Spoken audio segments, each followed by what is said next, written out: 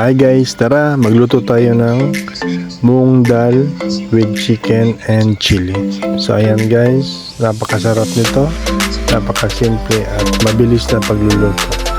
So napakamura to guys kasi ang gamit natin dito is yung chicken bones.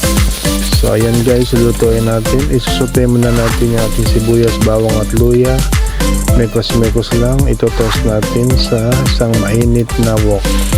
So ayan guys, maya-maya ilalagay natin yung ating hiniwang manok.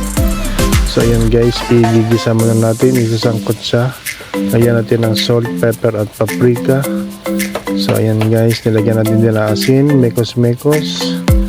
So ayan guys, i-mix-mix natin at hayaan muna natin itong maluto. So lagyan natin to ng dagdag na luya para pampawalan ng lansa ng manok. So mekos-mekos natin, mekos-mekos. Maya-maya ilalagay natin yung pinakuluan natin na munggo or mung dal. So ayan guys, i-mix-mix natin hanggang ayan na naluto na yung ating ginisang manok na kasamang munggo. So ayan muna natin itong kumulo na ilang minuto. Maya-maya ilalagay natin yung ating gata. So isang pakete lang pala ng gata na ating nilagay. So ayan, lalagay din natin yung ating carrots at eggplant o talong. So ayan guys, nilagay na natin yung ating talong at i-mix natin ito ulit. So ayan natin itong maluto ng mga 10 to 15 minutes hanggang malabot na yung gulay. So ayan, napakasarap to guys at napakasimple lang lutuin pero napakasarap.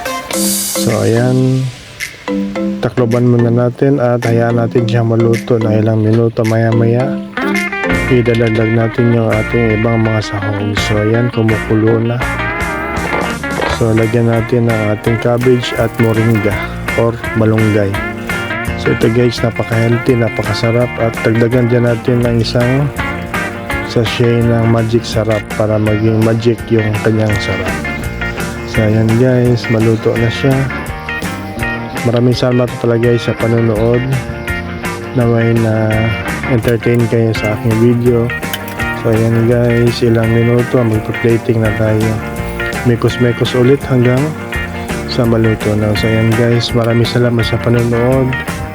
Naway manood kayo ulit sa aking next video. So ayan na, naluto na rin at ilagyan na natin sa ating plato. So ayan guys, maraming salamat sa panonood. Bye bye, God bless.